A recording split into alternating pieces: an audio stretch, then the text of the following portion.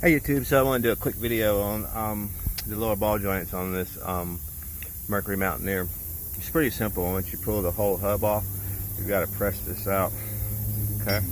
Now, a good way that you can press that out is that right there. You take that right there and tap that real good. Of course, you have to remove the lock pin. All right, so you'll need some pliers to get that lock ring out of there. Basically, you'll stick that in there, squeeze it, open it up, pull that up off of there. Then you take your hammer, just hit that a couple good hard times, and that will actually pull back out. That will actually fall out of there. Here's the old one here. Yeah, that one is completely worn out. So, yeah, that one's done. It's gone. All right, so you can see where I tapped it right there on the back there. But you'll hit it and it'll knock that down. Now when you're going back in the reverse direction, you're going to need a press, something to go in. And that was what I really wanted to show you. Now I've seen guys, they'll take these and they'll put it there, and I've seen one guy, he took it there and put a pipe there, then he let the weight of the car come down, then he took a hammer and beat the living hell out of this control arm right here, which basically forced its way up onto the arm. That is not the proper way of doing it. You could damage this control arm. Now, one other thing, if you're doing this job and you check in here and you see like that bushing's wore out or something, or that bushing's wore out right there, you might want to go ahead and replace those bushings too while you're doing this job. Okay? On this particular job, you do have to remove it from the upper control arm. Okay? Upper ball joint. We've already replaced that control arm. If you watched the previous video, you probably saw that. But if not, now we're down here to the lower ball joint. Alright, so what I want to show you is the press. The press, this is the press here. Okay? And basically what happens is first you want to put a sleeve on the bottom. First put a sleeve here on the bottom. And what that sleeve does is that sleeve catches that lip. See how it catches that lip there? Alright, and then that way the force is exerted upon the lip and is pushed up. So that's how it is in the car. We're going to have it like that so you can see it. Alright, so then that piece goes in there like so. Alright, now imagine that right there like that. It goes like that. So then you have another top piece. You may need a cup. You may need a cup like we've used this cup here to catch it on the top, you know, so especially because you've got a little bit of a recess here. Eventually you will need a cup. But before you get to the cup part, you can just use the flat piece, and that flat piece will go over that hole right there, and as you turn this here, that will make the space smaller and smaller there, and this will be forced to slide up in the hole there. Alright, so after you get that up in there, you can actually remove that piece there out of the way, and you can seat it with this bottom piece here. That hole inside of that portion of it is it's tapered. Okay, see that right there? It's bigger on one side and smaller on the other, as you can tell. See that?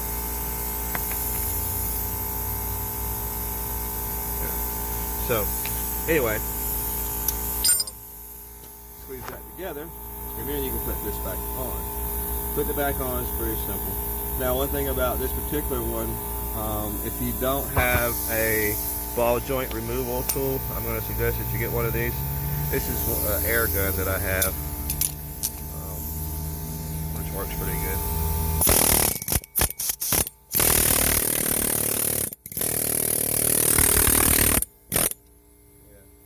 Pretty strong, and what do? You stick that like right under there and you hit it, it goes da da da da da da da da, and then the thing will pop right down. And the same way you can do it you can use it on the top as well to get that loose. To get it loose is just taking some nuts loose. The biggest thing with the nuts is you'll notice that you see that little section there? You have a cotter pin that goes in there. It will actually go through that hole. Okay? And it goes through that take the cotter pin off first, and then you can easily remove that nut. And then once you take that nut off, you may want to take the whole knuckle off. If you take the whole knuckle off, you'll want to disconnect the tie rod in. The same type of nut. It's got the flare. It's got the flared in there, and you'll see there'll be a cotter pin in there that you'll need to remove out from that hole right there. Again, you have the flared nut. And also you'll want to remove your CV axle spindle nut. Once you remove that, then and the top control arm, you'll be able to pull the whole wheel knuckle off, as we see there. All right, so putting it back on, you're gonna pull this over and just lift it up on there. You may want to tie the top one on first. That way it'll hold it. This will come down a little bit, or get the bottom one, whichever one's easiest for you. You know, you may need two people to hold it. Usually, if you stick it in this axle here, the axle will hold it up, but still, you know, you'll need to get it held, you know, securely while you fasten the nut. You don't want that thing falling and busting yourself in the head. And then lastly, put your tie rod ends back on there, and you should be good to go. All right, let's look at the top. There, one there, and now as you look at the bottom with the new ball joints, and as you can see, it's got the new rubber boots, and she's ready to go. So we'll put this back together and get this one back on the road and running. Before, this thing was all over the road. It was just, I mean, there was so much play in the steering wheel. It's like you turn it one way and it felt like the car had a mind of its own. So the customer decided they wanted to go ahead and finally get these things fixed. And you see how that's wobbling right there?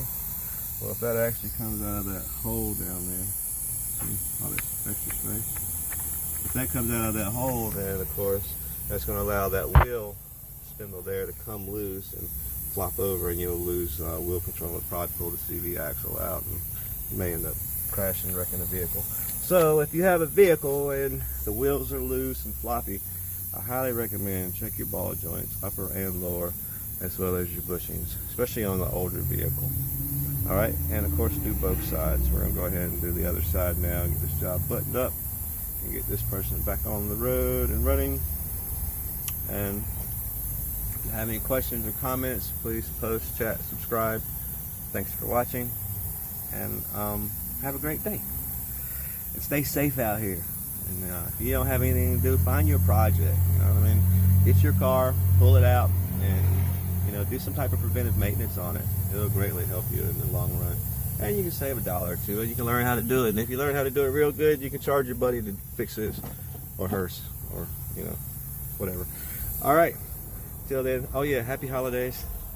Other than that, have a great day, you too. Please post, chat, subscribe. Hit the subscribe button. It's down there.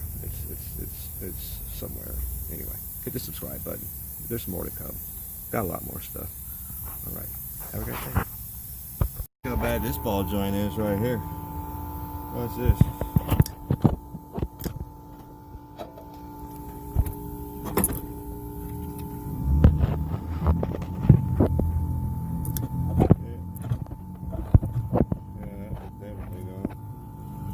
So we're gonna get that out of there. Right, to remove the lower ball joint, first you have to remove the ring, the little safety ring. Take that out like so, and then you can either press that out, or you can take a hammer, which is the fast way, like this, and you can tap that out. Of course, you can't tap it back in, but you can tap it out. So we'll go ahead and knock it out right quick. It's going to take 2 hands to do this.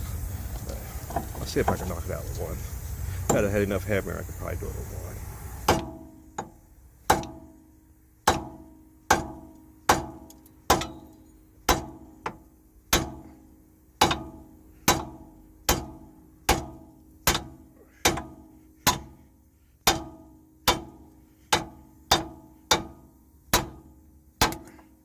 All right, that gets it out.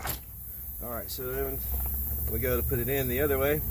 We'll use our press to get that in, and then we'll finish this up, and we'll be done with it. Pretty simple. The main thing is make sure you have these snap ring pliers. These make a heck of a difference in getting that ring off. And once you put the new one in, make sure you, it's the old one on the other side here. When you put the new one in, make sure that you get that snap ring right there in the proper groove where it's supposed to be. Can't really focus on that right now. There it is. Yeah, you see that groove in there? There's a groove there. You need to get that in. All right, let's get this thing back together. And if you have any questions or comments, post, chat, subscribe. Thanks for watching.